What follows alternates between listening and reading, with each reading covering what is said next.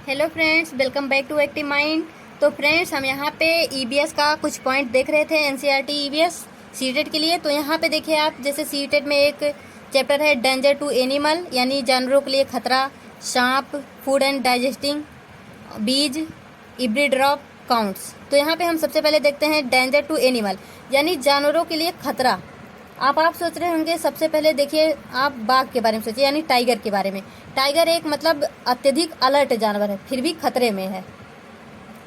और हाथी जो है, हाथी क्यों खतरे में है? क्योंकि ये मतलब हाथी को क्यों मारा जाता है? उसके दांत के लिए, जो होते हैं ना बड़े बड़े से दो दांत, हाथी के दांत के लिए। और लोग इसका उपयोग क्या करते हैं? अपने घरों को सजाने के लिए, उसको फैशन शो में दिखाने के लिए, इसके दांत के लिए हाथी को मार देते हैं, लेकिन ऐसा नहीं करना चाहिए।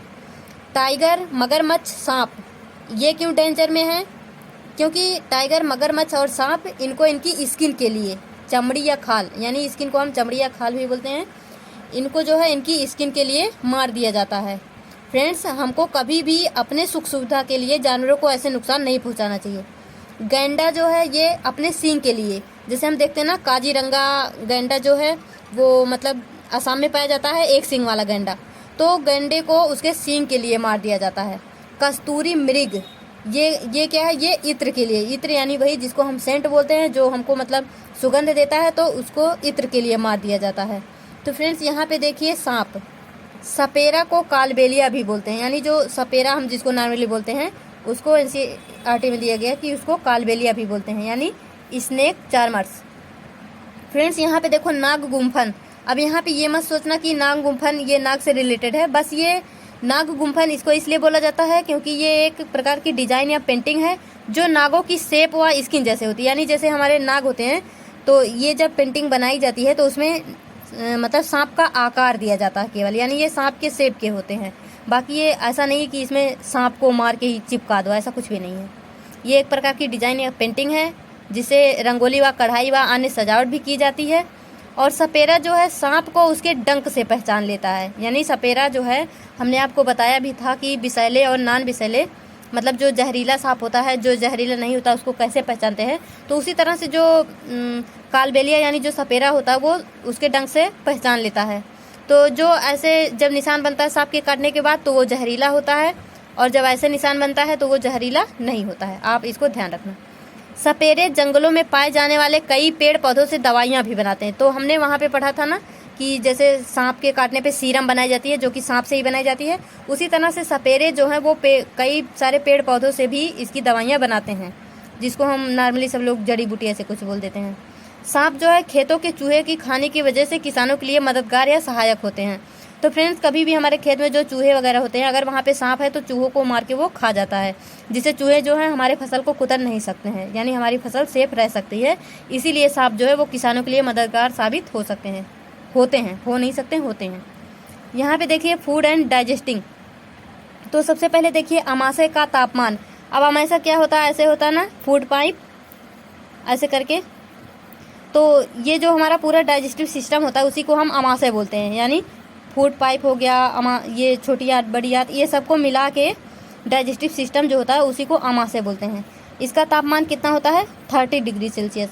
एसिड इन स्टमक, यानी जो हमारे पेट में अम्ल होता है जिससे खाना पचता है, HCl अम्ल होता है, और वो मतलब खाने को पचाने में हेल्प करता है।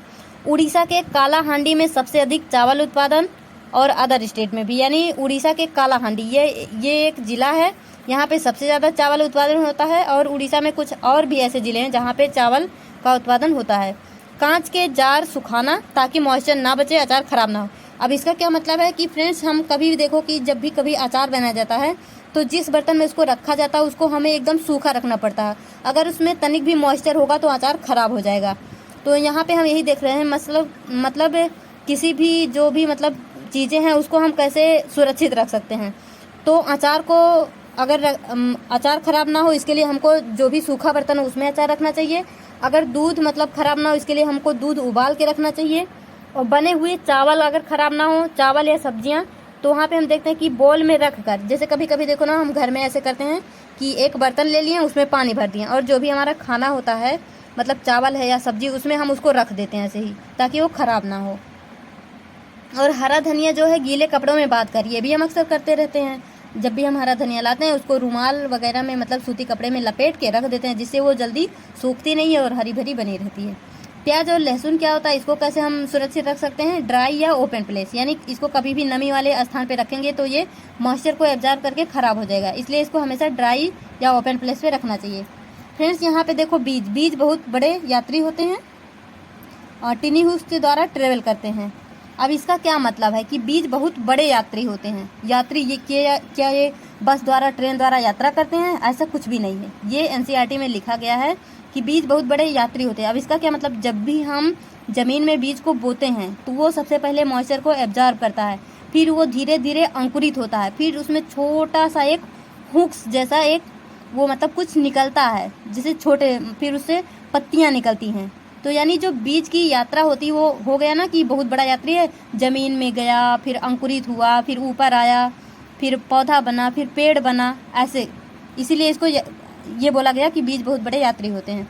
टिनी हुक्स के द्वारा ट्रेवल करते हैं। बाई वाटर आल्सो, यानी जब इनको हम पानी देते हैं तभी तो ये बढ़ते हैं, तो वही बोला गया है। Every drop counts.